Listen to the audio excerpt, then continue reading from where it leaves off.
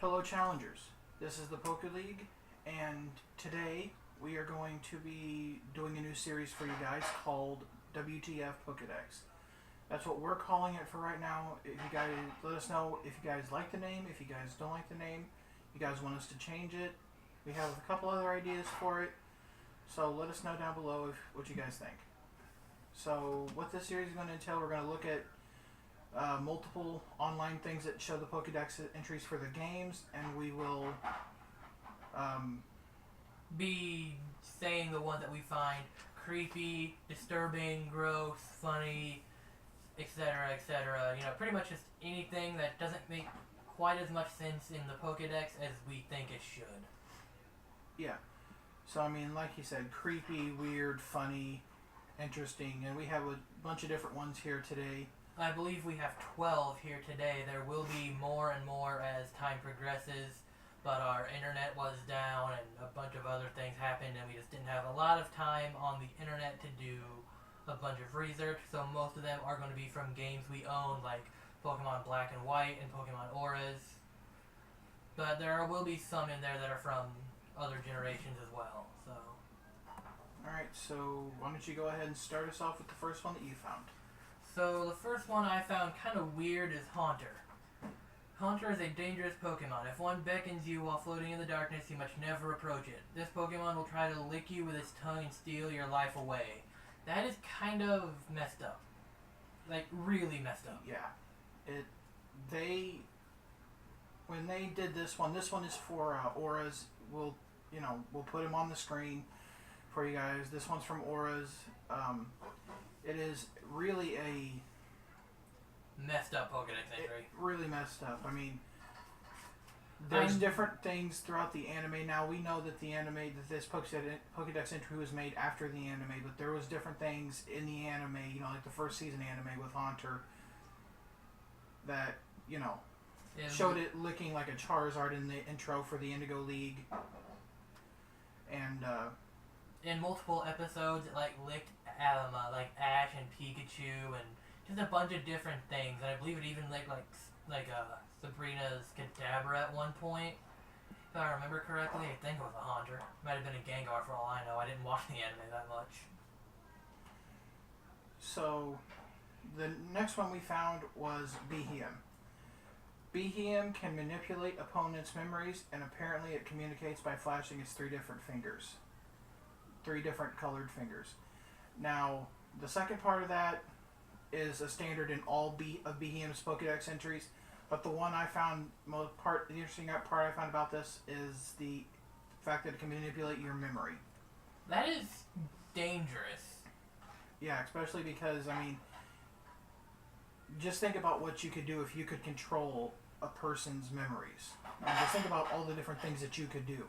That's basically, Behem has unlimited access to do whatever it wants to your mind. Exactly, and one of the more dangerous parts about that is it could potentially control your mind in a way, like perform mind control on you, make you do whatever it wants. So exactly. So that's what I found interesting about Behem's. And why don't you go ahead and do the next one? One that I had always found weird was Metagross. Metagross is the result of two Metang achieving fusion. When hunting, this Pokemon pins prey to the ground and under its massive body. Then it eats the helpless victim using the large mouth on its stomach. That is disturbing on multiple levels for multiple reasons. But first off, I didn't even know Metagross had a mouth until I read that entry. Yeah, for me, I always thought that the mouth for Metagross was underneath the bottom part of the X on its face. But no, I got a Metagross, went to Steven's house in Pokemon Auras, got a Metagross from the Beldum that he has sitting on the table, and pretty much I went to the Poke Anime with it, and it does have a mouth underneath on its stomach. Like, it's super strange. If you haven't seen it, I'll try to find a picture and put it up on the screen, but I don't know if I'll be able to. So the next one we got is one that I found very disturbing when I read it. It's Heatmore's Pokedex entry, and it says, using their very hot flame-covered tongues, they burn through Durant's steel bodies and consume their insides. That is disgusting. I don't think I need to say more. I mean, I understand that Heatmore is representative of an anteater. And Durant is obviously an ant. But I don't think we needed the image of that. Of Heatmore eating the insides of a Durant. That is just disgusting. Why, Game Freak? Why would you put that in a children's game? Yes, this is a children's game, by the way. Well, it originally was meant to be labeled as a children's game. Now I think more and more adults are starting to play it. I think the way it goes now with Game Freak, and I'm sorry if this is off topic, but I think the way it goes now with Game Freak is the anime is more geared towards children. The manga is strictly for adults, for reasons obvious. If you just go to Google Images and type in Pokemon manga, you'll see why it's geared towards adults. And I think I think teenagers are more geared towards the games, is what I think they're going for now. But back on track, one I always found kind of strange was Mushanras. Now this is both from Omega Ruby and Alpha Sapphire. They kind of go hand in hand. So the dream mist coming from its forehead changes into many different colors depending on the dream that was eaten. You know, that's normal, right? You know, that's kind of like what Drowsy or Hypno do, only a lot more tame. And they don't have dream mist coming out of their head. Well, true. Until you read this one. The mist emanating from their forehead is packed with the dreams of people and Pokemon. Now that sounds, right off the bat, you're probably going to say, and it's probably going to be in the comments section, well, that doesn't sound too bad. It's using Dream Eater on people and Pokemon. That is messed up. Yeah, I mean, I can understand it using Dream Eater on Pokemon. Every Pokemon that, you know, is basically has the move Sleep almost has the move Dream Eater. Gengar, Hypno, Gardevoir, I think Persian even can learn it. But using Dream Eater on a person, that is kind of messed up. At least that's what I think it's implying. Whether it is or not, I don't know. But it says packed with the dreams of people and Pokemon. How else would it get the dreams other than eating them using Dream Eater? So, yeah, just do whatever you want with that one. But me and my brother found it a little weird. So the next one we've got is Stunfisk. For Stunfisk, it says its skin is very hard, so it is unhurt even if stepped on by sumo wrestlers. And it smiles when transmitting electricity. That's kind of sadistic. So the reason I found this funny is because, I mean, we all know Stunfisk is flat. It's flat, it's ugly, it's just a roundabout, not good Pokemon. But, I mean, just the fact of it being stepped on by a sumo wrestler and then transmitting electricity and smiling about it. It just seems funny to me. A picture I could see as being funny. Yeah, that's just, again, it's really sadistic that somebody, especially a Pokemon, would smile while transmitting electricity. It's kind of sadistic. So the next one we have is Klefki. Now, Klefki, I'm just going to get this out of the way, is a dangerous Pokemon. But you might not think so after reading this Pokedex entry. These key collectors threaten any attacker by fiercely jingling their keys at them. That is kind of messed up. And not in a bad way either. It's kind of funny. Now, that to me seems like if somebody's coming up to attack you in like a parking lot or something and you are like getting ready to get in your car, you're trying to deter them by shaking your car keys at them. I mean that's the equivalent of what I think. Again, Klefki in the metagame, which I am going to say right now, I don't know a lot about, but just from, one of my friends who is obsessed with the metagame is, always fearful when people have a Klefki on their party. So Klefki is obviously somewhat dangerous, but that Pokedex entry kind of makes it a little less dangerous. Yeah, so the next one we've got for you is Throw. Now, when Throw counters a foe bigger than itself, it wants to throw it. changes belts as it gets stronger. Now, the part that I'm focusing on is the part that says when it encounters a foe bigger than itself, it wants to throw it. Have you seen some of the sizes of Pokemon compared to throw? Okay, so not including legendaries, we have big Pokemon like Gyarados, Dragonair, or Dragonite for that matter. Yep. Snorlax. I think Novarin is taller than it. Yep. I mean, but then if you include legendaries into that cycle, you've also got Rayquaza, Arceus, Regigigas, Hoopa, Unbound Hoopa. Dialga, Palkia, Giratina, just a bunch of different legendaries if you include them. And just Throw, which is, what is it, like 4 foot something? I think it's about 4 feet. So yeah, Throw, which is about 4 foot something, encountering a like 23 foot Hoopa Unbound and trying to throw it.